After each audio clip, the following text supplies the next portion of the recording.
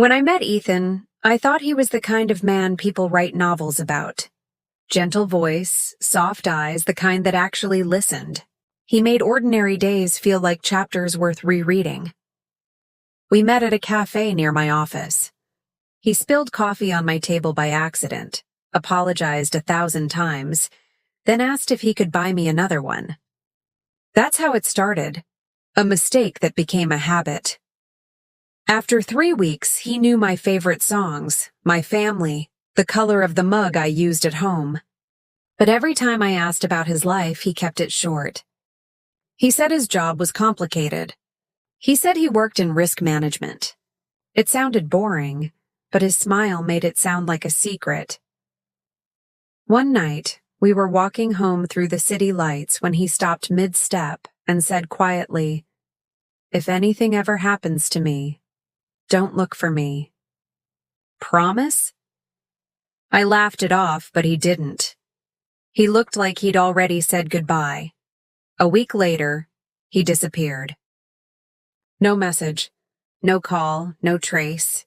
His number went straight to voicemail. The cafe said he hadn't been there in days. At first, I thought I'd been ghosted. That awful modern word that means you weren't enough to deserve an ending. But then a package arrived at my door. Inside was the same coffee mug he always used, and a note written in his handwriting. "Don't believe what they tell you."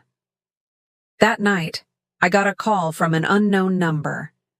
A woman's voice said they're sorry to inform you that Ethan Cole has passed away. The line went dead before I could ask how. I searched online. Nothing. No obituary, no accident, no police report. It was as if he had never existed. I went to his apartment building, the one I'd been to a dozen times. The doorman said there was no tenant by that name. No record, no lease, no forwarding address. I showed him a photo of us together, Ethan laughing, his arm around me. The doorman looked at it for a long moment. Then he said quietly, "That's the man who used to own this building. He died 7 years ago." My stomach dropped. I ran outside, searching the street for something that made sense. How could he have been gone for 7 years?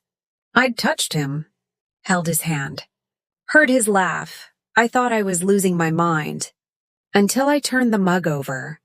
Underneath, scratched into the porcelain, were tiny letters. A phone number. I called it. A voice answered, and his voice. But it sounded distant, like a recording. "Listen carefully," the message said. "If you found this, it means they were right behind me. I didn't lie to you. I just can't be who I said I was. Don't try to find me.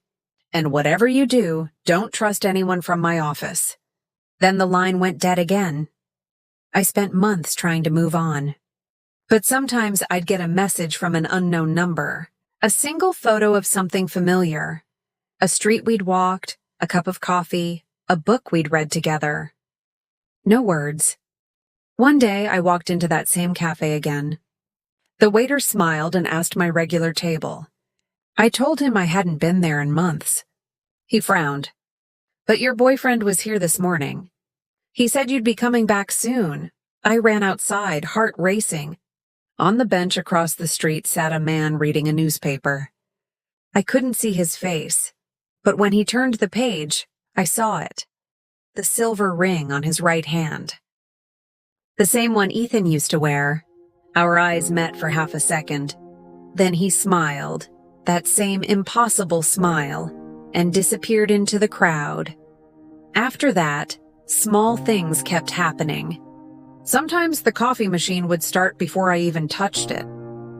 A song we loved would play on my phone without being cued. My apartment felt less empty and more arranged, like a life waiting to be filled. Maybe he's alive. Maybe he isn't. Maybe he taught me to see him in the spaces he left. But every time I sip from that mug, I can almost hear him whisper, "Don't believe what they tell you." So I don't. Because love like that doesn't disappear. It just learns how to hide.